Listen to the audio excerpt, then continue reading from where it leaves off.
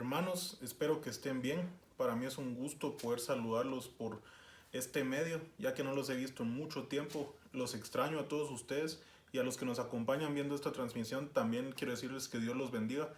Y quiero que me acompañen con un capítulo, con un versículo de la Biblia que para mí ha sido una gran bendición y especialmente durante esta cuarentena creo que ayuda a muchos a enfocarnos en Jesús. Y el versículo está en Filipenses 4:8 y dice así: por lo demás, hermanos, todo lo que es verdadero, todo lo honesto, todo lo justo, todo lo puro, todo lo amable, todo lo que es de buen nombre, si hay virtud alguna, si es digno de alabanza, en esto pensad. Pensemos en Cristo, hermanos, enfoquémonos en su palabra y su verdad y preparémonos para alabar al Señor. Y quiero que me acompañen en oración. Padre que estás en los cielos, te doy gracias por toda tu bondad, por todas tus bendiciones, por el sacrificio de Cristo. Te doy gracias por la oportunidad de poder ver, Señor, un servicio en línea, de poder aprender de tu palabra y de poder alabarte en todo lo que hagamos. Que nos propongamos en el corazón alabarte y glorificarte en el nombre santo de tu Hijo Jesús. Amén. Buenos días, hermanos, es un gusto de nuevo estar en contacto con ustedes. Quisiera compartirles que durante la semana preparamos este tiempo del servicio y nosotros quisiéramos que realmente en nuestros hogares representara un servicio, que nosotros pudiéramos reunirnos previamente al empezar la transmisión con nuestra familia y orar para que el Señor bendiga este tiempo y cantar juntos. Preparamos algunos cantos que llevan un tiempo para que ustedes también puedan en su casa compartir con su familia estos cantos y cantar. Que ustedes hagan en su casa su servicio familiar. Ese es el sentido que nosotros le queremos darnos. No es una transmisión simple que nos sentamos a ver, sino participamos todos juntos. Y eso nos da también el sentido de iglesia en la casa. Así que, hermanos, los invito, reúnanse previo a la transmisión, oren con su familia para que el Señor bendiga este tiempo, canten con sus hijos, canten con su familia, disfruten este tiempo. La semana pasada María Ortiz nos envió un video muy lindo donde ella está con toda su familia cantando cuando estamos cantando en la transmisión. Así que, hermanos, los invito a que hagan este tiempo y que al final ustedes también puedan tomarse un tiempo para orar, porque incluso necesitamos que como familia ustedes están constantemente orando por el ministerio, por la iglesia y por todas las necesidades que nosotros tenemos. Quiero leerles en 1 Corintios, en el capítulo 1, el versículo 4, este pasaje dice: doy gracias a mi Dios siempre por vosotros, por la gracia de Dios que nos fue dada en Cristo Jesús, porque en todas las cosas fuisteis enriquecidos en Él, en toda palabra y en toda ciencia, así como el testimonio acerca de Cristo ha sido confirmado en vosotros. De tal manera que nada os falta en ningún don, esperando la manifestación de nuestro Señor Jesucristo, el cual también os confirmará hasta el fin, para que seáis irreprensibles en el día de nuestro Señor Jesucristo. Fiel es Dios, por el cual fuisteis llamados a comunión con su Hijo Jesucristo, nuestro Señor. Buenos días, hermanos queridos, todos, niños, niñas, jóvenes, jovencitas, mis amadas hermanas y hermanos, ¿cómo están hoy? Espero que junto a nosotros puedan aprovechar este tiempo en aprendizaje de la palabra y en adoración al Señor. Quiero compartirles algunas noticias. Primero, de Homeschool Sembradores de Vida. El día viernes, los padres de nuestros niños fueron a entregarnos las tareas de la tercera unidad y les dimos el material para la cuarta unidad y sus víveres respectivos. Estamos muy felices porque todos están sanos, las familias están bien. El único problema que nos compartían los padres de nuestros niños y también de nuestros jóvenes del centro es que ya están cansados de estar encerrados. Ya casi no los pueden contener. Así que, hermanos, yo les pido, yo creo que en sus casas también los niños y los jóvenes están ya desesperados porque pues es una situación totalmente inusual. Entonces, oremos, hermanos, oremos. Tenemos el grupo de oración, el grupo de intercesión donde estamos haciéndolo cada día, pero tómese usted un tiempo también para hacerlo. Oremos para que nuestros niños de la iglesia, todos nuestros jóvenes puedan terminar su año escolar y pues si hay alguna deficiencia o algo, el año entrante pueda ser mejor. Así que es una buena noticia. Nuestros niños están siguiendo el patrón de estudios que tienen que hacer. Gracias a Dios por eso. Es un motivo de alabanza. También quiero contarles que con mi familia hemos estado yendo, tomando el tiempo y el distanciamiento social, y un día vamos mi esposo y yo, y otro día va Dieter, Katie y Oscar, y estamos yendo a la iglesia para remozarla. Estamos arreglándola porque ¿qué viene pronto? Nuestro aniversario, hermanos. Quizá no lo vamos a poder celebrar como otros años, pero vamos a hacer una linda celebración en la que glorifiquemos a nuestro Señor y le demos la honra y la gloria y el agradecimiento por cada año de vida. Y a pesar de esto, estamos unidos en Él y todos nosotros para su gloria. Así que hoy les quiero dejar un reto. Piense usted cómo podemos adorar a Dios y celebrar nuestro aniversario. También les pregunto, y pueden escribirnos, ¿cuándo es el mero día de nuestro aniversario? ¿En qué mes? La fecha concreta. Así que voy a estar esperando con mucho cariño, con mucho ánimo, todo lo que ustedes nos quieran decir por WhatsApp o por este medio para ver cómo hacemos para celebrar en grande. Porque al Señor lo tenemos que honrar, porque Él es Dios. Que el Señor los bendiga. Hermanos, queremos solo compartirles que estamos ansiosos de verlos, de disfrutar, compartir tiempos de comunión con ustedes.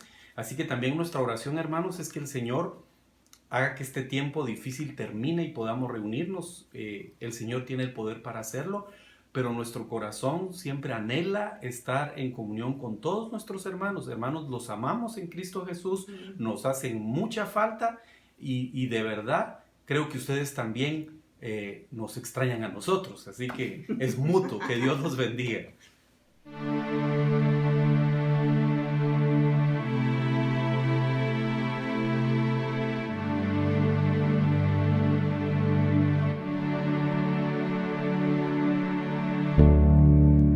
Quien transforma el corazón, que alejado y duro está, quien sostiene la creación y jamás me dejará, quien conoce mi interior y me ama aún así, quien tiene todo el control y camina junto a mí.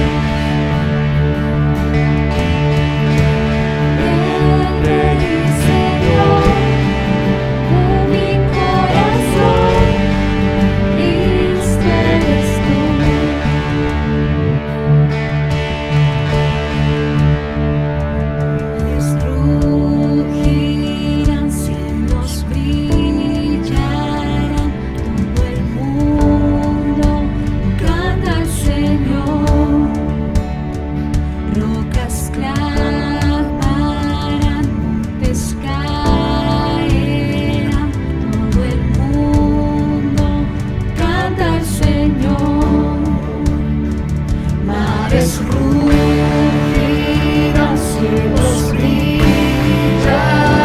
todo el mundo canta al Señor. Rocas clamarán, montes caerán, todo el mundo canta al Señor.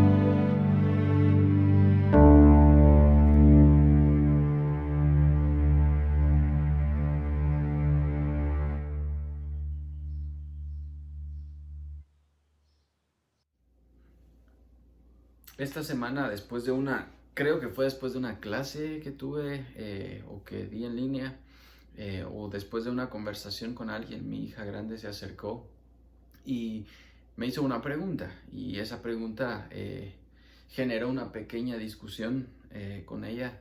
Ella me preguntó acerca de la justificación y me dijo: papi, ¿qué es la justificación o qué es justificar? Y a través de la plática pude expresarle lo que significa para nosotros la cuestión de la justificación, y me pareció que era interesante que ella me preguntara eso justo unos días antes de que pudiera compartir con ustedes acerca de la justificación, porque el pasaje que vamos a estudiar hoy, Pablo hace una exposición, el apóstol Pablo hace una exposición acerca de la doctrina de la justificación. Él da su explicación de lo que el Espíritu Santo le reveló que era la justificación, un poco en contraposición a lo que Pedro estaba enseñando. Y entonces hoy vamos a explorar una de las doctrinas más importantes y trascendentales para la iglesia, para los creyentes de todo lugar, el asunto de la justificación del impío, cómo Dios justifica, es tan importante para nosotros. Y el ejercicio de hoy, el asunto de hoy, no es que esto se quede como un mero sermón informativo sobre una doctrina. La justificación nos lleva hacia algo, y eso es lo que el apóstol Pablo quiere compartir y lo que está diciendo en este pasaje. Hoy vamos a estudiar la segunda parte del capítulo 2 de Gálatas, que hemos venido estudiando. La semana pasada fue una alerta, un llamado de atención para que no dejemos que la opinión de los otros o de los hombres sea más importante que lo que Dios realmente, o que la voluntad de Dios, porque fue un poco la discusión que estaba teniendo Pedro y Pablo, y la razón por la que Pablo, el apóstol Pablo, que era el menor de los apóstoles, encara al gran apóstol Pedro, y lo hace con toda humildad y con toda autoridad. Pero el día de hoy nos vamos a centrar en un pasaje que creo yo que es de mucha importancia para nosotros por lo que implica, y es Gálatas 2:20. Gálatas 2:20 es, creo que, uno de los pasajes, de mis pasajes favoritos, por lo que significa y por la manera en que nos reta a vivir una vida en Cristo, una vida pegados, enraizados junto a Cristo. Así que vamos a estudiar ese pasaje, pero vamos a tener que pasar desde el versículo 15 más o menos en adelante para entender por qué el apóstol Pablo concluye con ese pasaje, y qué lo lleva a creer que con Cristo somos crucificados. Ya no vivo yo, sino que Cristo vive en mí, dice el apóstol, y lo que ahora vivo en la carne lo vivo en la fe del Hijo de Dios, que se entregó y dio su vida por mí. Y creo que es importante recordarlo, Ahora lo vamos a leer, pero le dije a mi hija que esperara el domingo porque íbamos a hablar un poco de esto, así que por ahí estará esperando entender un poco más qué es la justificación y cómo nuestra vida debe estar pegada a Cristo. Nuestra esperanza hoy es que cada uno que esté escuchando salga edificado, salga con el deseo de estar pegado, injertado, enraizado en Cristo, que esté cerca de Él, que quiera parecerse a Él, que deje que Cristo viva en Él y a través de Él, y que nuestra vida sea vivida desde la perspectiva de Cristo. Entonces quisiera que tomáramos un tiempo para orar y luego vamos a entrar al texto y vamos a explorar lo que Pablo nos está queriendo decir el día de hoy y explorar un poco esa discusión que tuvo con el apóstol Pedro por su hipocresía que vimos la semana pasada, que se dejó llevar, que estaba aparentando ser algo que él ya no era, y cómo Pablo lo reta con el verdadero evangelio y lo reta con la idea de que Cristo vive en él y vive en nosotros. Y le está diciendo a los hermanos de Galacia que no hay que aparentar para vivir, que no hay nada que podamos hacer por obras que nos haga estar más cerca de Dios o que nos haga ganar la salvación, sino que es todo por Cristo, todo en Cristo y todo es para Cristo. Así que los invito a que inclinen su rostro, saquen sus Biblias, vamos a ir a través de varios pasajes el día de hoy. Traten de apuntarlo, traten de ir por cada pasaje. Voy a tratar de ir despacio por cada uno de esos pasajes porque cada uno de esos pasajes es del apóstol Pablo explicando en detalle lo que significa que Cristo viva en nosotros, que ya no vivimos nosotros, sino que Él vive la vida que nosotros no podemos vivir. Así que los invito a que vayan con sus Biblias y ahora vamos a orar y pedirle al Espíritu Santo que nos guíe en oración y que nos guíe un tiempo donde podamos ser confrontados por su palabra. Señor, gracias porque nos das la oportunidad de entrar en tu palabra.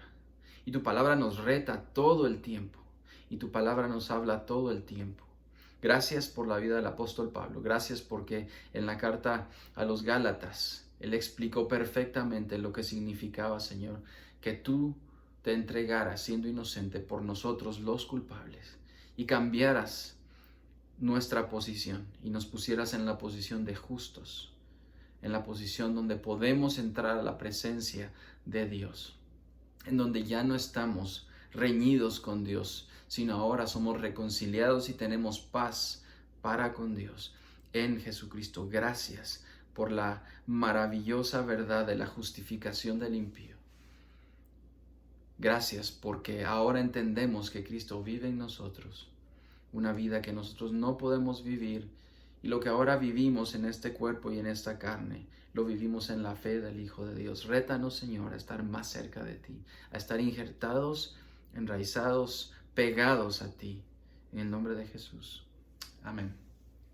Quisiera que fuéramos al segundo capítulo de la carta a los Gálatas, de los versículos 11 al 20, aunque estudiamos alguno, lo vamos a leer, pero nos vamos a estar centrando en los versículos 20 y 21. Pero para llegar a ese pasaje, a esos dos versículos, vamos a tratar de entenderlo en el contexto en el que fue escrito, en el contexto en el que Pablo quería concluir que con Cristo estamos juntamente crucificados y lo que significa para él la unión con Cristo. Así que vamos a tener que repasar algunas cosas en los versículos anteriores. Y esto es la exposición del apóstol Pablo del evangelio que habla de la justificación del impío, del evangelio que habla del perdón, del cambio de posición del que es pecador por el que es inocente. Y la idea del apóstol Pablo aquí, inspirado por el Espíritu Santo, es que él está advirtiendo, explicando que en su discusión con el apóstol Pedro, su principal motivo era mantener el evangelio puro. La siguiente sección, esta que vamos a estudiar hoy de los versículos 11 al 21, a veces es difícil de interpretar porque la conclusión de Pablo y la discusión con Pedro es incierta. Incierta porque por lo que implica que el apóstol Pablo haya ido a regañar al apóstol Pedro, cuál fue el sentido, pero ahora lo entendemos nosotros.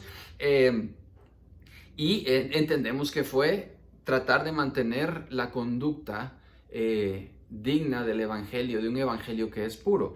Y el apóstol Pablo lo hace con el sentido de advertir a los hermanos en Gálatas que no participen de la misma conducta. Acuérdense que están siendo atacados, Pablo, por los judaizantes que negaban su autoridad y que también negaban el evangelio de la gracia, que estaban negando que el evangelio era solo por gracia, por fe en Cristo Jesús, sino que necesitábamos agregarle algo al evangelio. Y esto es importante. Todo evangelio que le agrega algo, es decir, la salvación es por fe y por gracia, más algo extra. En este caso era la circuncisión o algún tipo de rito judío. Ese es un evangelio que se está alejando del evangelio verdadero. El evangelio verdadero es la gracia de Dios mostrada a través de Cristo Jesús en entregar su vida por nosotros. Y cuando nuestra fe es puesta en Cristo, entonces la salvación nos es otorgada a través de Cristo Jesús, porque Él tomó nuestro lugar, siendo inocente, tomó el lugar de culpable y nos hizo a nosotros ser justos. Entonces, cualquier otro evangelio, y eso es lo que Pablo dice unos versículos antes, que le agregue algo, es un evangelio que debe ser apartado, es un evangelio alejado, anatema, maldito, es una palabra fuerte. Pero ese es el sentido, que no es verdadero. Es un evangelio que solo lleva a la perdición y a la muerte. Entonces, por eso es que es importante aclarar esto. Y hace un resumen, lo que hace el apóstol Pablo aquí es un resumen teológico de su creencia y de la creencia de los judíos y el entendimiento de los judaizantes de cómo la ley debería para ellos salvar, pero cómo la gracia es la que en realidad salva. Y eso es lo que Pablo está tratando de hacer. Es una exposición teológica de la doctrina de la justificación. Por supuesto que ahora nosotros le decimos doctrina de la justificación. Para el apóstol Pablo era el concepto principal del evangelio y sigue siendo. Para nosotros sigue siendo la doctrina, una de las doctrinas fundamentales de la fe. Lo fue para Martín Lutero, en la lucha de Martín Lutero, el reformador de la iglesia, de entender su culpabilidad delante de Dios y de poder quitarse esa culpa, porque él tenía una culpa constante que lo acosaba. Él entendió en un momento de su vida que el justo, cuando él entendió el justo por la fe vivirá, y entendió que era justificado por la fe en Cristo, y no por las obras, y no por lo que pudiera alcanzar a hacer, o por la penitencia, o por el sentido de culpabilidad, sino por lo que Cristo hizo. Eso hizo que Martín Lutero entendiera y descansara en esa gracia. Entonces, sigue siendo importante para nosotros. Y aquí el apóstol Pablo, en toda esta sección del 11 al 20, contesta una serie de preguntas, cargos, malentendidos sobre su evangelio de la gracia, que por cierto es el evangelio de la gracia gratuita de Dios, que está expuesto en los versículos 15 al 21, y las preguntas que probablemente eran del apóstol Pedro y de los judaizantes, o no de Pedro, pero sí de los judaizantes y de sus partidarios fariseos. Se está defendiendo de esos cuestionamientos y su respuesta a esta pregunta van a ser mucho mejor explicadas en los capítulos que vienen. Pero el apóstol Pablo va a hacer un resumen de lo que él creía que era el evangelio y que por supuesto nosotros también creemos que es el evangelio de la gracia, el evangelio de la justificación del impío. Vamos a leer ahora el texto y dice: pero cuando Pedro vino a Antioquía, le resistí cara a cara, porque era de condenarse. Pues antes que viniesen algunos de parte de Jacobo, comía con los gentiles, pero después que vinieron, se retraía y se apartaba porque tenía miedo de los de la circuncisión. Y en su simulación, esa es la palabra fuerte, participaban también los otros judíos, de tal manera que aún Bernabé fue también arrastrado por la hipocresía de ellos. Pero cuando vi que no andaban rectamente conforme a la verdad del evangelio, le dije a Pedro delante de todos: si tú, siendo judío, vives como los gentiles y no como los judíos, ¿por qué obligas a los gentiles a judaizar? Ahora viene la segunda parte, que es del 15 al 21, y dice: nosotros, judíos de nacimiento y no pecadores de entre los gentiles, Sabiendo que el hombre no es justificado por las obras de la ley, sino por la fe de Jesucristo, nosotros también hemos creído en Jesucristo para ser justificados por la fe de Cristo y no por las obras de la ley, por cuanto por las obras de la ley nadie será justificado. Y si buscando ser justificados en Cristo también somos hallados pecadores, ¿es por eso Cristo mismo ministro de pecado? En ninguna manera, dice el apóstol, porque si las cosas que destruí, las mismas las vuelvo a edificar, transgresor me hago. Porque yo por la ley soy muerto para la ley a fin de vivir para Dios. Y luego viene su conclusión: y con Cristo estoy juntamente crucificado, y ya no vivo yo, mas Cristo vive en mí. Y lo que ahora vivo en la carne, lo vivo en la fe del Hijo de Dios, el cual me amó y se entregó a sí mismo por mí.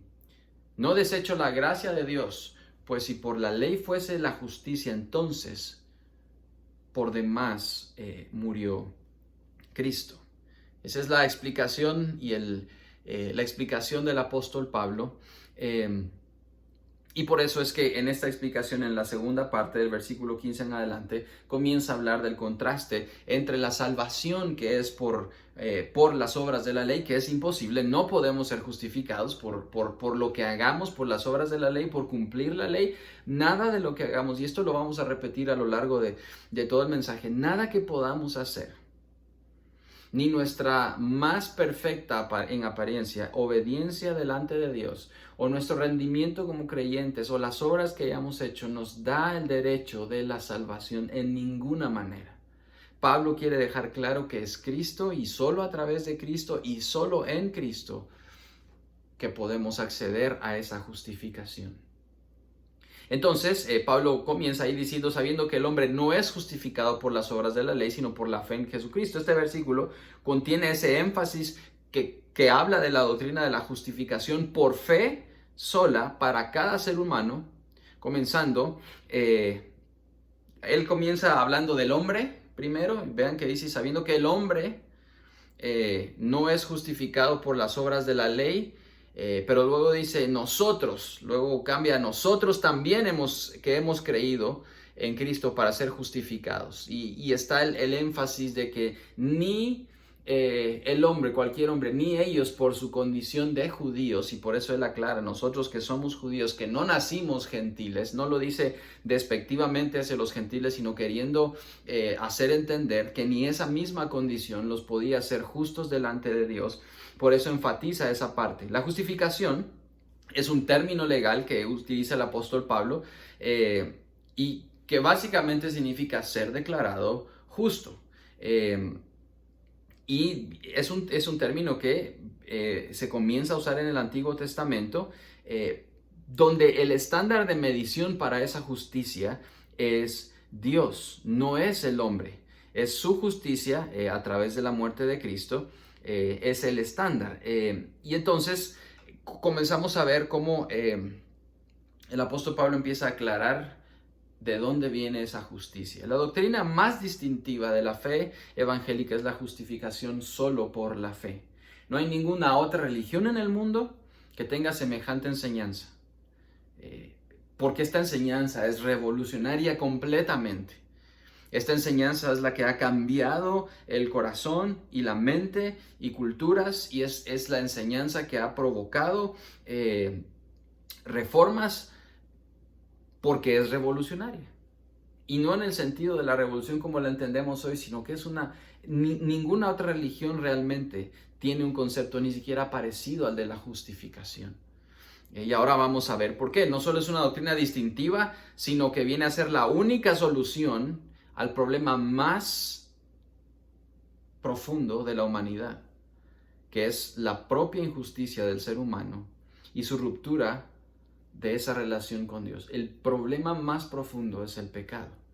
Y ante esa ruptura que crea el pecado entre nosotros y Dios, entre las criaturas y el Creador, no hay ninguna otra cuestión más que la justificación. Y ahora vamos a entender por qué. La justificación por la fe solamente es el camino que Dios ha puesto para establecer otra vez la paz entre Dios y sus criaturas. Porque ahora somos reconciliados, ¿sí? En Cristo somos reconciliados con Dios. Es el corazón del Evangelio. Es la buena noticia de la Biblia. Ese es el asunto. Las mejores noticias que podemos entender es la justificación, pero para nosotros hoy a veces es complicado entenderlo, y no porque la doctrina en sí sea complicado, porque el apóstol Pablo lo haya hecho complicado, sino porque en nuestro lenguaje cotidiano, justificar, cuando nosotros hablamos, se refiere más a defendernos de una acusación que nos está haciendo alguien. Alguien dice algo en contra de nosotros y esa acusación nosotros tenemos que responder. Entonces, si hoy en las conversaciones que tenemos y uno dice, es que esta persona se está justificando, quiere decir se está defendiendo de algo que alguien dijo acerca de ella, y para probar que uno es inocente de estas acusaciones, uno tiene que presentar argumentos o pruebas para descargarnos de esa culpabilidad, con la esperanza de que al final, por la evidencia o por las pruebas o por los argumentos, podamos ser declarados o nos declaremos nosotros mismos inocentes. Entonces, eso es lo que sucede en nuestro lenguaje cotidiano, es defendernos de un ataque exterior. Pero en las Escrituras se usa de manera muy diferente. La palabra justo o justificar viene de la palabra griega dikaios, que en realidad se refiere más a una declaración de parte de Dios sobre el hombre y no una declaración del hombre sobre él mismo. La justicia o justificar, o el justo, el que es llamado justo, entonces es porque Dios lo ha declarado justo. Romanos 5:1 dice lo siguiente: por tanto, habiendo sido justificados por la fe, tenemos paz para con Dios por medio de nuestro Señor Jesucristo. En este texto y en otros más que aparece, y sobre todo en del apóstol Pablo, se usa siempre la palabra justificar de forma pasiva. El verbo siempre se usa de forma pasiva. Lo que quiere decir esto es que cuando el texto dice justificados o dice habiendo sido justificados, significa que no nos justificamos a nosotros mismos, que no somos nosotros los que presentamos la defensa para descargarnos de la culpa, sino que es alguien más. Ser justificados, habiendo sido justificados, somos justificados, significa que hay alguien más que nos declara justos. Y entendemos que en la Escritura es Dios el que declara justo al hombre, es Dios el que justifica al culpable. Cuando Dios justifica, entonces Él mismo es el que tiene que declarar que una persona es justa. Esta declaración divina de parte de Dios hacia el hombre es una declaración forense. Es una declaración que Dios emite como juez. No se trata de un cambio o proceso dentro de la persona que recibe el veredicto. Y esto es bien importante porque sí hay un resultado de la justificación o un fruto de esa justificación. Pero la palabra justificar se usa precisamente de esta manera legal o forense en varios pasajes bíblicos. Un ejemplo claro de este uso se encuentra, por ejemplo, en Romanos 8:33, que dice: ¿quién acusará a los escogidos de Dios? Dios es el que justifica. ¿Quién es el que condena? Cristo Jesús es el que murió. Sí, más aún el que resucitó, el que además está a la diestra de Dios, el que también intercede por nosotros. De modo que la justificación es legal, puntual y externa al ser humano.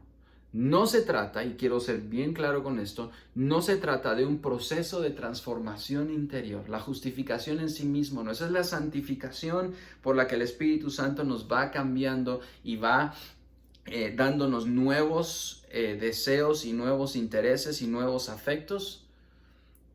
El hecho mismo, el acto mismo de la justificación es un acto que viene de afuera del ser humano, por el que Dios nos cambia y nos quita y nos cambia de posición. Ahora, el hombre tiene un problema. Y alguien puede preguntarse entonces, ¿a quién justifica Dios? ¿A los buenos? ¿A los malos? Nosotros de entrada pensaríamos que Dios debe justificar a la gente buena, ¿verdad? Porque es la que hace cosas para que Dios la considere justo, hace méritos.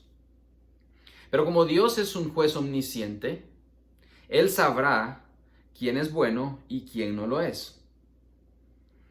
Y siendo justo, suponemos que Dios debería justificar a las personas cuyo comportamiento es ejemplar e intachable, que son justas en sí mismas.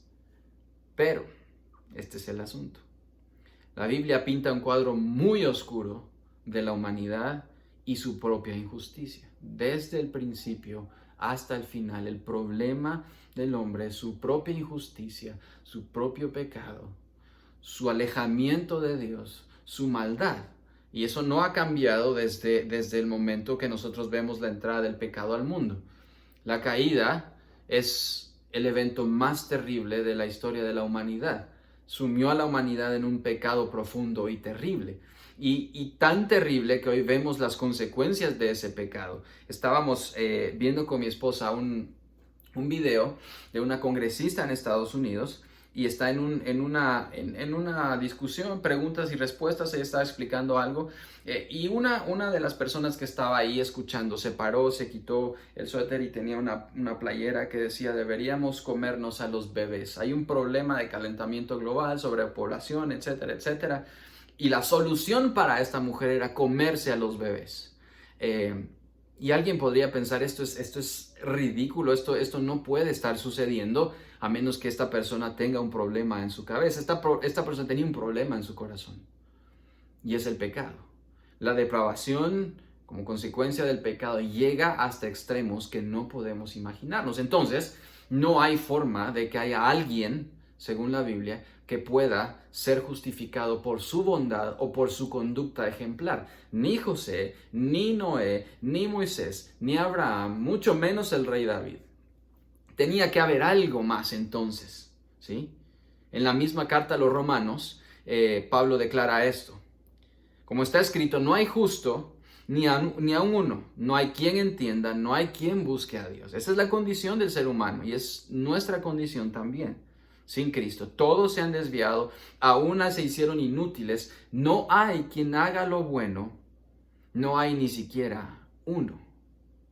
Según la Biblia, Dios sí justifica a las personas, pero no justifica a las personas buenas, sino a personas impías, a personas malas, a personas depravadas, a personas pecadoras. Personas que precisamente no merecen ser declarados justos, sino condenados. Ahora alguien puede, pero esto no es una mala noticia, esto es una excelente noticia para nosotros. Porque si nosotros nos identificamos como pertenecientes a este grupo de los impíos o pecadores o malos o depravados, entonces no tenemos esperanza para ser justificados, porque no hay nada bueno en nosotros, no hay quien haga lo bueno, ni siquiera uno que haga lo bueno. ¿Sí? Esa fue toda la discusión de Abraham con el Señor cuando iba a ir a rescatar a Lot de Sodoma y Gomorra. Si hubieran tantos, pero no habían tantos, si hubieran 10, si hubieran 5, si hubiera 1, pero no había ni siquiera uno en esa ciudad, ni el mismo Lot. Entonces, las buenas noticias es que Dios sí justifica, pero justifica a quienes no lo merecen. La salvación que Dios ofrece, esa es la ventaja, no depende de mi propia justicia entonces, porque en mi propia justicia yo creo que soy bueno, yo creo que soy honesto, yo creo que soy un buen papá, un buen esposo, yo creo que soy una persona medianamente correcta, y digo medianamente porque sé también que tengo pecado, que soy moralmente correcto, por lo menos trato de serlo. El problema es que nada de eso que yo crea acerca de mí mismo, que es mi autojusticia, nada de eso me puede salvar. Y nada de eso me puede hacer más justo. ¿Sí? De nuestras obras no podemos hablar como que nos van a acercar a Dios. No depende de nuestra obediencia, no depende de nuestro servicio a Dios. No hay nada que podamos hacer para ser declarados justos delante de Dios. Bueno, entonces, ¿qué hacemos? Y esta era la pregunta de mí, ¿qué es la justificación? La clave de la justificación es Cristo Jesús, es nuestro Señor Jesús. Pablo amplía esta idea en 2 Corintios 5:21. Oigan lo que dice. Dice, al que no conoció pecado, lo hizo pecado por nosotros, para que fuésemos hechos justicia delante de Él. El inocente, que no pecó, fue hecho pecado por nosotros, para que fuéramos hechos justicia de Dios en Él. Otra vez, vean el sentido pasivo de esta oración, ¿sí? Cristo tuvo que ser hecho pecado para que nosotros fuéramos hechos justos delante de Dios. No hay participación de nosotros en ninguna manera en la salvación y en la justificación. Es gracias a Jesús que Dios justifica al impío. Y esto es así porque Jesús obedece perfectamente, no como nosotros. Ninguno que está viendo, ninguno de nosotros podemos obedecer perfectamente.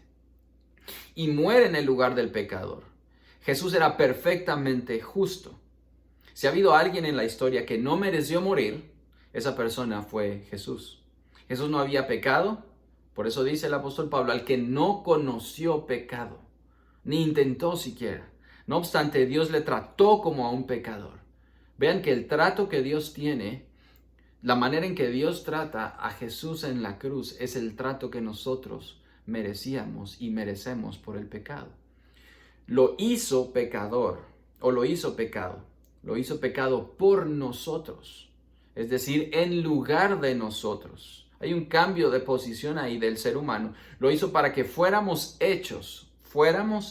Alguien más nos puso en ese lugar justicia delante de Dios. Así Dios puede justificar y satisfacer su justicia al mismo tiempo, que fue lo que hizo. Su ira vertida en Cristo, ira por el pecado y la maldad, y justifica al impío. Podemos resumirlo de esta manera. Dios trata a Jesús como impío cuando Cristo muere en la cruz, y trata al impío como Jesús lo merece cuando le son otorgadas todas las bendiciones de la vida eterna. Otra vez, Cristo es tratado como impío en la cruz, y Dios trata al impío como Jesús merecía ser tratado cuando Dios declara que somos coherederos con Cristo, que somos herederos de las bendiciones de Cristo y de la vida eterna. Dios realiza una transferencia doble ahí, ¿sí? Hace un cambio. Nuestro pecado se transfiere a Cristo y la justicia de Cristo se transfiere a nosotros. Esto es lo que se conoce como imputación. A nosotros nos es imputada la justicia de Cristo porque a Cristo le fue imputado el pecado de nosotros. Esta transferencia y ese cambio de posición es lo que permite que realmente vivamos una vida que agrada a Dios. El resultado de este cambio, cuando nos damos cuenta de lo profundo que es ese cambio de posición y entendemos lo que Cristo está haciendo en nosotros, entonces despertamos a una nueva vida.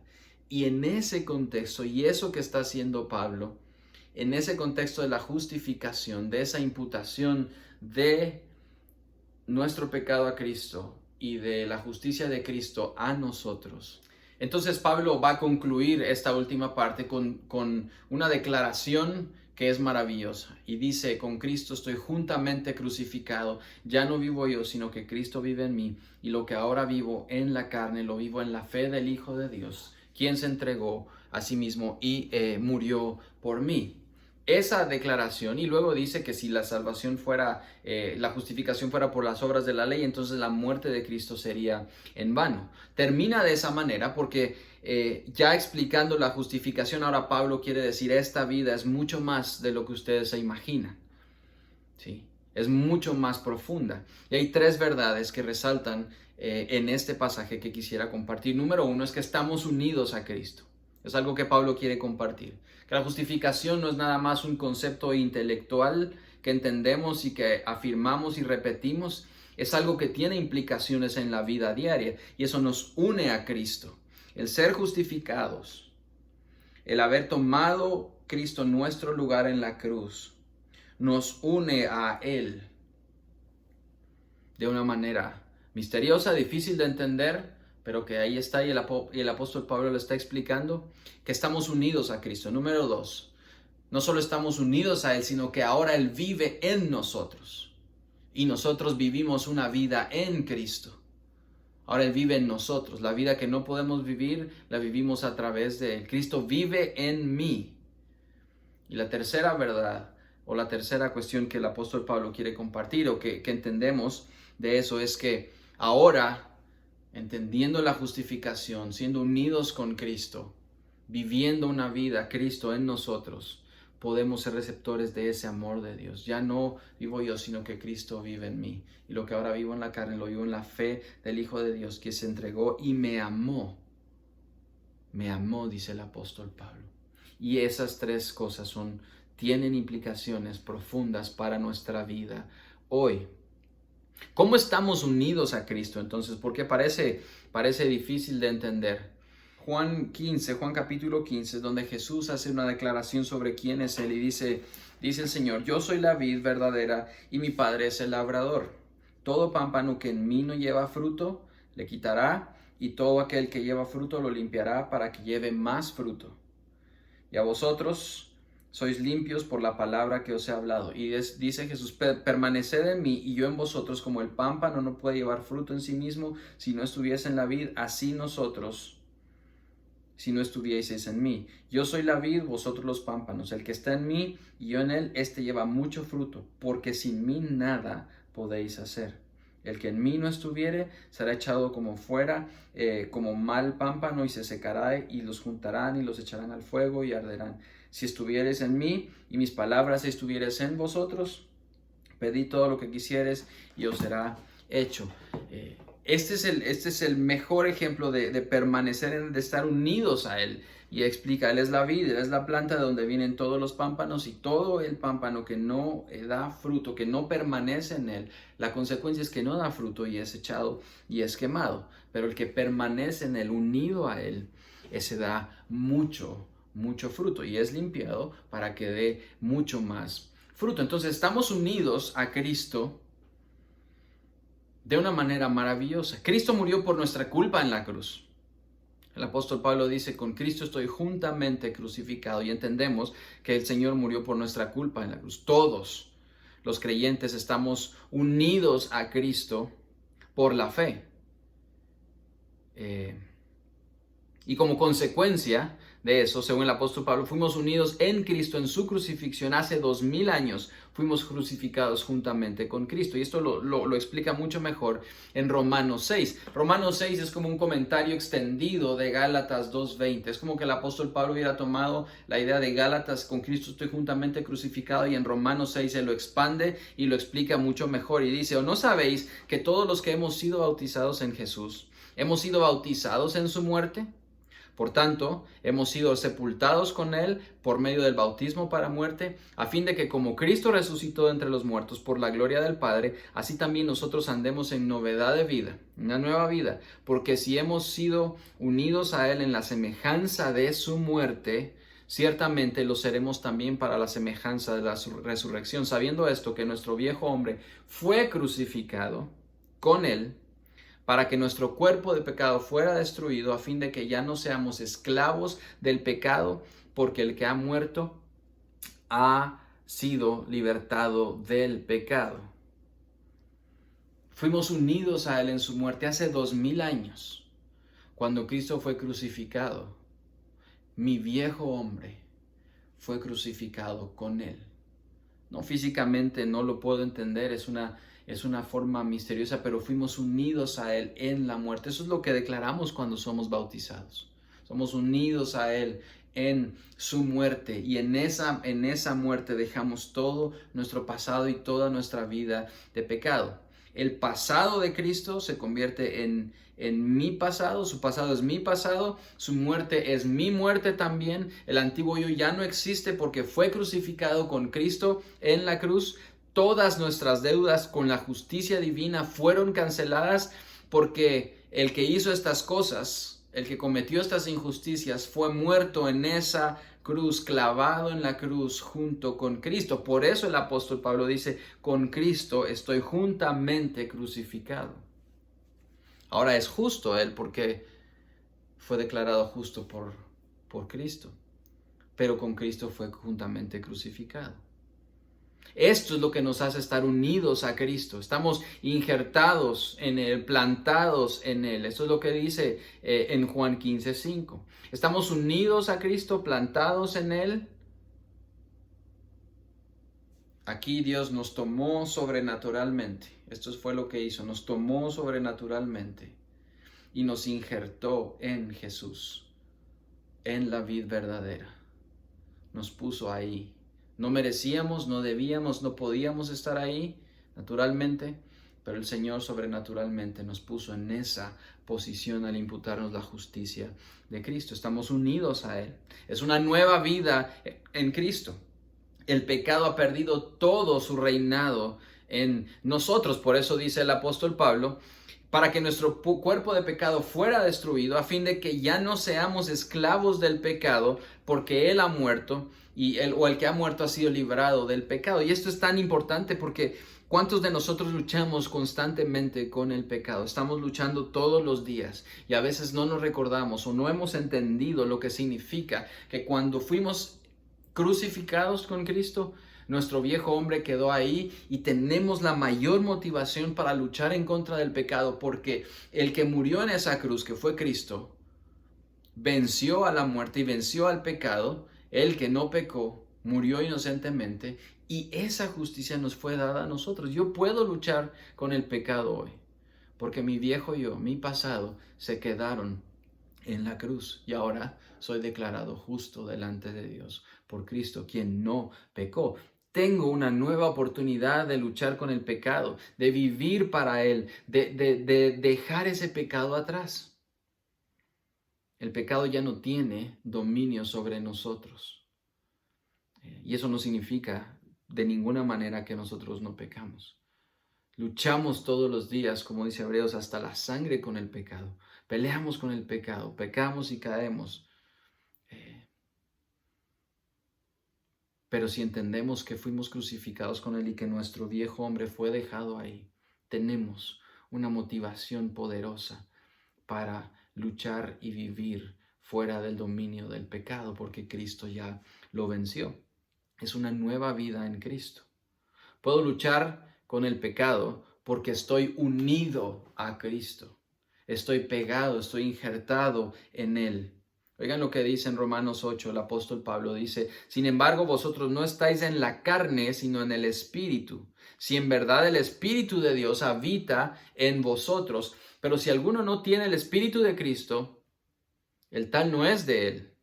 Y si Cristo está en vosotros, aunque el cuerpo esté muerto a causa del pecado, sin embargo el Espíritu está vivo a causa de la justicia. Esa palabra, esa última frase, nuestro espíritu está vivo a causa de la justicia, es porque la justicia de Jesús, sin pecado, inocente, fue puesta sobre nosotros que éramos con pecado, depravados, culpables ante Dios. Y ahora podemos pelear porque el Espíritu está en nosotros, estamos en Cristo. Ya no soy esclavo del pecado. Es una vida nueva, una vida energizada por la vitalidad de Jesús. Aquel que está unido a Cristo tiene una vida llena de energía, de la energía del poder, y no energía como una cosa etérea, sino de la fuerza y la vitalidad que viene de la vid. Cualquiera que esté injertado en esa vid verdadera tiene esa fuerza que viene de esa vid. La vid es la que provee la savia para los pámpanos, que provee la vitalidad para el creyente que está unido a Cristo para que dé fruto y lleve mucho fruto. El creyente verdadero no da fruto solo por obedecer y hacer y cumplir y aparentar. No se trata de lo que hacemos, lo que nos permite dar fruto o vivir una vida plena y llena de energía. No se trata de hacer, ¿sí? No es la obediencia la que mueve a Dios a salvar. No es nuestra obediencia, por lo menos no es nuestra obediencia la que mueve a Dios a salvar. Ninguno de nosotros es justificado por eso, ni por las obras de la ley. Es solo mediante la fe en Cristo y su obediencia perfecta. Estos que creen en Cristo son los que son tomados, ¿sí?, e injertados en Jesús. Todo aquel que reconoce que es pegado, está pegado a Cristo delante de Dios, que crea que merece el castigo y que ese castigo es la ira de Dios, pero que crea que Dios entregó a su Hijo, será salvo. Todo aquel que cree que ha pecado, que estamos lejos de la gracia de Dios, que estamos lejos de su voluntad, que merecemos el castigo y que cree que ese castigo es la ira de Dios justa para ese pecado, pero que a pesar de esa ira que virtió en su Hijo, nos entregó a su Hijo para darnos la salvación, ese va a ser tomado y plantado e injertado en Cristo. Oigan lo que dice Efesios 2:8, porque por gracia, esa es la justicia de Dios, es la gracia, habéis sido salvos por medio de la fe. Y esto no de vosotros, sino que es un don de Dios, no viene de nosotros, es un regalo, un don inmerecido de Dios, por gracia, ¿sí? Esto me da esperanza a mí, me da una esperanza maravillosa para el día que yo me enfrente al Señor cara a cara. Que en el día que nos presentemos delante de Él, esto es lo que significa, que el día que nos presentemos delante de Él, nada de lo que hayamos hecho, o logrado, o adquirido, o pensado, o hecho para Él, o hecho por alguien más, nos dará entrada a su reino. Nada de nuestras obras de justicia, nuestra propia justicia, o las obras de la ley, o haber tratado de cumplir los 10 mandamientos, ninguna de esas cosas nos va a dar entrada a su reino. Nada de eso. Solo la fe en que cuando estemos delante de Él, esto es lo que a mí me da esperanza. Lo que sé que me va a dar entrada es pensar, creer que el día que me enfrente a Él, el día que esté delante de Él, Cristo va a estar delante de Dios, abogando por nosotros. Ahí va a estar Cristo. El día que yo vea al Señor cara a cara, Cristo va a estar abogando por mí. No es mi desempeño como creyente. Somos aceptados únicamente delante de Él por la obediencia perfecta de Cristo. ¿Y saben qué? Deberíamos de aprender a vernos crucificados con Cristo. Porque solo en ese momento entonces vamos a entender. Solo cuando entendamos que hemos sido crucificados con Cristo. Somos aceptados delante de Él únicamente por esa obediencia en Cristo. Y si estamos en Él, si permanecemos en Él, entonces nosotros vamos a ser aceptados. Somos aceptos en Él, amado, dice el apóstol Pablo. Número 2, la segunda verdad, por la fe Cristo mora ahora en nosotros. Eso es todavía más profundo. Hay un cambio de identidad. Ya no vivo yo, dice el apóstol Pablo, es la vida de Cristo en mí. Entonces, ¿qué es lo que me define ahora? ¿Qué es lo que define mi identidad? No son mis obras, no es nada de lo que creemos, de lo que pensamos, no es mi nacionalidad, no es mi profesión, no es mi apellido, no es mi nombre, no son mis talentos, habilidades, logros, ninguna de esas cosas me define ahora. Nada de eso vale delante de Dios, ni define mi identidad verdadera. Esta semana estuve hablando con alguien y estábamos hablando acerca de la identidad. Conocemos a alguien que está en una búsqueda de identidad, de quién es Él en este mundo después de haber tenido muchas cosas. Y muchos de nosotros estamos en esa búsqueda. Tenemos nuestras familias, tenemos nuestros logros, todo lo que nosotros atesoramos en este mundo. Nuestro conocimiento, y digo nuestro con el énfasis, diciendo esto es lo que nosotros hemos logrado en esta tierra y en este mundo, pero nada de eso realmente define quiénes somos. Entonces, ¿qué es lo que nos define ahora que estamos en Cristo? Lo que define al creyente es la vida de Cristo morando en Él. Lo que define al creyente es la vida de Cristo morando en Él. Nunca encontraremos nuestra verdadera identidad, decía un predicador, hasta que la encontremos en Cristo. Si alguien está buscando quién es Él, o si alguien está buscando quién es en este mundo, la verdad es que nunca vamos a encontrar nuestra verdadera identidad hasta que la encontremos en Cristo. Nuestra identidad entonces está establecida por nuestra unión con Él. En la medida que nos unimos a Él, nuestra identidad se va haciendo más clara y más evidente y más profunda y enraizada en Cristo. Otro predicador decía que una sana autoimagen es vernos a nosotros mismos como lo que somos en Cristo. ¿Sí? Pensar de nosotros con cordura es vernos como lo que somos en Cristo, es vernos a través de nuestra unión con Cristo. Dios se relaciona con nosotros a la luz de nuestra unidad con Cristo. Dios nos mira a través de Jesús. Nos mira y nos trata como mira y trata a Jesús. Por eso dice Pablo en Colosenses 3, 3 y 4. Porque habéis muerto y vuestra vida está escondida con Cristo en Dios. Cuando Cristo, vuestra vida, se manifiesta, entonces vosotros también seréis manifestados con Él en gloria. Primero dice, nuestra vida está escondida en Cristo, y luego dice, vuestra vida es Cristo. Mi vida está escondida en Cristo. Esa unión me permite entender que mi vida está segura en Él, que mi identidad está segura en Él, que de hecho mi vida es Cristo. Me aferro a Él, me agarro a Él, corro hacia Él, me escondo en Él. Sin Él no puedo vivir. Acuérdense lo que dijo en Juan 15. Separados de mí, nada podéis hacer. Mi última esperanza es saber que el que está en el trono abogando por mí es el Señor Jesús. Esa es la esperanza del apóstol Pablo, lo dije antes, en 2 Timoteo 4. Al final, Pablo dice, por lo demás me está guardada la corona de justicia, la cual me dará el juez justo en aquel día, y no solo a mí, sino que también a todos los que aman su venida. ¿Cuál era la esperanza del apóstol Pablo al final, que definía su identidad? Que en el día que se enfrentara él cara a cara, quien estaba en el trono era el juez justo, que lo había declarado justo en esta tierra, y que en el momento que enfrentara la realidad como pecador en esta tierra, ese juez justo le dijera, este hombre ha sido justificado por la justicia de Jesucristo. Esa era la esperanza. Por eso Pablo dice, sino que en aquel día,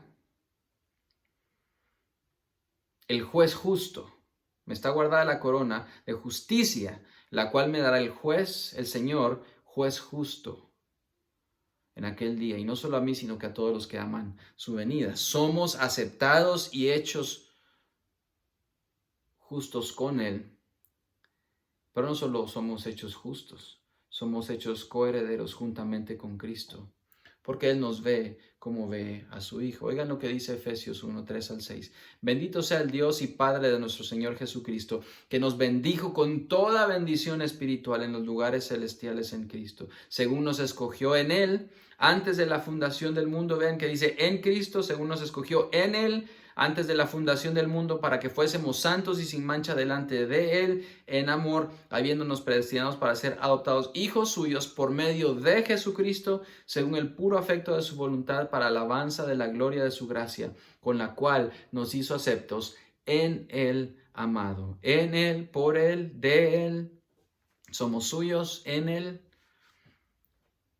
Y esto es lo que quiere decir esto. Y todo esto es el apóstol Pablo explicando lo que significa nuestra unión con Cristo y la vida de Cristo en nosotros. Significa que Dios acreditó a nuestra cuenta la justicia de Cristo. Dice en 2 Corintios 5, 21, el que no conoció pecado, por nosotros lo hizo pecado, para que nosotros fuésemos hechos justicia delante de Dios en Él. Esto me ayuda a entender que en el Evangelio el perdón de los pecados es solamente una parte de lo que Dios tiene para nosotros. En Cristo, Dios no solo se limitó a perdonar nuestra deuda para que nuestro balance fuera cero, no solo nos perdonó de nuestros pecados, que ya es suficiente. Nos dio además la herencia en Cristo, y esto no de ninguna manera estamos hablando de cuestiones materiales o de dinero o de prosperidad como se conoce hoy o como muchos predican. No se trata de cuestiones necesariamente materiales. Estamos hablando de las riquezas que hay en gloria en Cristo, en su eternidad. Nos hizo coherederos con Él. Dice en Efesios 2:7, a fin de poder mostrar en los siglos venideros las sobreabundantes riquezas de su gracia, por su bondad para con nosotros en Cristo Jesús. Ese cambio de posición y esa vida que vivimos ahora en Cristo, sino que Cristo vive en mí, me hace coheredero con Él y me hace disfrutar de las riquezas sobreabundantes de su gracia. Esta vida es diferentísima cuando la vivimos en Él, cuando Cristo vive en nosotros. Muchos luchamos con esa idea de que, bueno, ya estuvo, Cristo nos perdonó y ¿qué más? Ahí se quedó la vida. Nos hizo vivir, renacer una esperanza viva para que viviéramos una vida plena, que disfrutáramos de la sobreabundante gracia que Él tiene. Dice, a fin de poder mostrar, no solo hoy, sino en los siglos venideros, las sobreabundantes riquezas de su gracia por su bondad. Parece redundante el pasaje y exagerado, pero en Cristo, cuando Él vive en nosotros, podemos disfrutar de una vida de gracia sobreabundante de Dios. Dice en Filipenses 4:19, y mi Dios proveerá a todas vuestras necesidades conforme a sus riquezas en gloria en Cristo Jesús. Y no está hablando solamente de dinero. Él va a proveer en todo lo que necesitamos conforme a su sobreabundante gracia. A eso tenemos acceso cuando Cristo vive en nosotros. Esta es una de las verdades que a mí personalmente me impulsa más a luchar en contra del pecado. Puedo batallar y vencer la tentación y el pecado porque ahora Cristo, que ya lo hizo y ya venció, vive en mí. Mi identidad está en Él. Mi vida está escondida en Él. Y esta es la pregunta necesaria que hay que hacer. ¿Para quién vivimos? ¿Para quién viven ustedes? ¿Para quién vive cada uno de ustedes? ¿Vivimos para nosotros? ¿Vivimos tratando de lograr cosas todo el tiempo para nosotros? No está mal alcanzar cosas en este mundo, pero si nuestra vida gira solo alrededor de logros y querer, triunfos y nuestros planes y solo nosotros, entonces estamos perdiendo muchísimo. Nos estamos perdiendo de esa unidad en Cristo, de esa vida en Cristo, de esas abundantes riquezas que hay en su gracia. ¿O estamos viviendo para Cristo? ¿Qué significa entonces vivir para Cristo? Oigan lo que dice Pablo en Gálatas 2:19. Dice, pues mediante la ley yo morí a la ley a fin de vivir para Dios. Pablo entendió lo que significaba esa unidad con Cristo, esa vida en Cristo, que ahora Cristo vivía en él y significaba vivir para Cristo. Y entonces, al entender esto, número 3, ahora puedo ser receptor de ese amor de Dios. El apóstol Pablo dice que me amó y se entregó a sí mismo por mí. Fui unido a Él y estoy unido a Él. No puedo despegarme de Él. No hay forma de separarme de Él. Cristo vive en mí ahora, pero también puedo ser receptor de su amor. Que me amó y se entregó a sí mismo por mí. El verdadero creyente puede comenzar a comprender la magnitud del amor de Dios. Oigan lo que dice Pablo en Efesios 3:17 al 19. De manera que Cristo more, ahora habita en nosotros por la fe en vuestros corazones, y que arraigados, injertados, plantados, cimentados en amor, seáis capaces de comprender con todos los santos cuál es la anchura, la longitud, la altura y la profundidad de conocer el amor de Cristo que sobrepasa todo el conocimiento, para que seáis llenos hasta la medida de toda la plenitud de Dios. ¿Se dan cuenta cuál es la intención de Dios? Al darnos la justicia de Cristo es que conozcamos la medida de toda la plenitud de Dios ahora a través de Cristo. Solo en Él, cimentados en Él, arraigados en Él, podemos conocer la anchura, la longitud, la altura y la profundidad, y de conocer el amor de Cristo que sobrepasa el conocimiento. Es mucho más profundo de lo que nos podemos imaginar. Si Él murió por mí, por amor, esa muerte y esa vida ahora que Él vive en mí debería significar todo para mí. Y antes de entrar a ese pasaje, quisiera solo regresar a este pasaje de conocer toda la profundidad, la longitud, la anchura y de conocer el amor de Cristo. ¿Será que hemos conocido el amor de Cristo? Porque no hay nada que nos pueda separar de su amor. Ese pasaje tiene mucho más sentido, mucho más sentido. El pasaje en Romanos tiene mucha más mucho más sentido para nosotros cuando lo entendemos a la luz de este otro pasaje. Sí, porque dice, por lo cual estoy por cierto que ni la muerte, ni la vida, ni ángeles, ni principados, ni potestades, ni lo presente, ni lo porvenir, ni lo alto, ni lo bajo, ni ninguna otra cosa creada nos podrá apartar del amor de Dios que es en Cristo Jesús, Señor nuestro. ¿Por qué?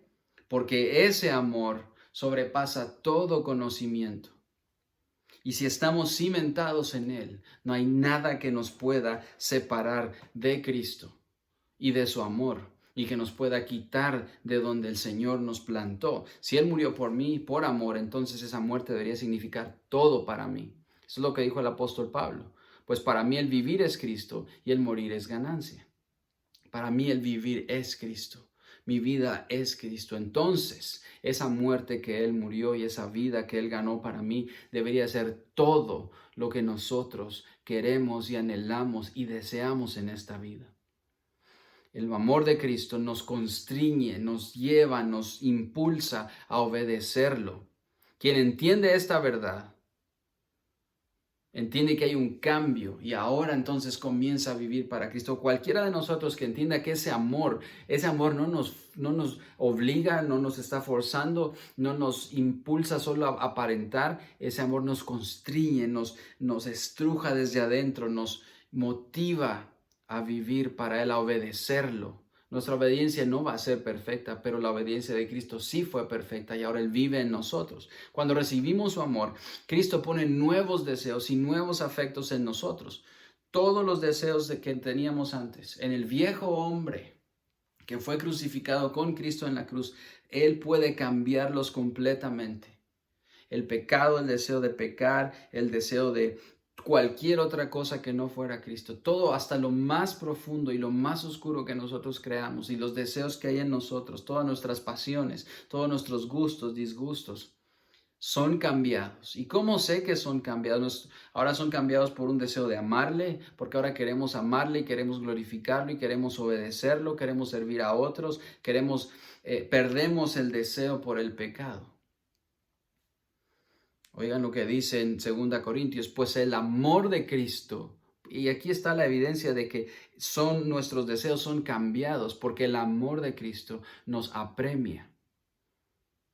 Habiendo llegado a esta conclusión que uno murió por todos, por consiguiente todos murieron y por todos murió, para que los que viven, dice el apóstol Pablo en 2 Corintios 5:14, ya no vivan para sí, sino para aquel que murió y resucitó por ellos. El amor de Cristo nos apremia, nos constriñe, nos motiva, nos hace querer obedecerle. Y esta es la conclusión que Pablo llega. Esta es la razón por la que yo le quiero obedecer, porque uno murió y entonces todos murieron, pero todos y murió por todos, para que los que viven ahora y viven en Cristo ya no vivan para sí. Ya no debemos vivir para nosotros, sino para aquel que murió y resucitó. Recibir su amor nos apremia, nos da un sentido de urgencia por algo que queremos más ahora, que deseamos más, de manera que ya no quiero vivir para mí, quiero vivir para Él. ¿Será que estamos deseando a Cristo más que todo? Piensen en cada actitud y cada momento de su vida. Si cuando ustedes deciden hacer algo están deseando más a Cristo o algo que nos ata a este mundo. Ahora quiero vivir para aquel que murió y resucitó para mí, porque vive en mí. Entonces ahora quiero vivir para Él en agradecimiento y en amor, porque me hizo receptor de ese amor que sobrepasa todo conocimiento. Su amor me hace querer vivir de una manera totalmente diferente. La muerte de Cristo no fue en vano. Oigan lo que dice al final como conclusión el apóstol Pablo. No desechando la gracia de Dios, no la desecho. Pues si por la ley fuese la justicia, entonces Cristo murió en vano, pero Cristo no murió en vano. ¿Qué sentido tiene la muerte de Cristo si nosotros mismos nos hubiéramos podido justificar y nos hubiéramos podido defender? Hubiera sido en vano, es lo que dice el apóstol Pablo. No somos salvos por guardar la ley, Somos salvados para poder guardar la ley. Somos salvados para poder obedecer, no por nuestra obediencia. Somos salvados para que luego podamos amarlo y obedecer. La vida en Cristo es una afirmación de su gracia.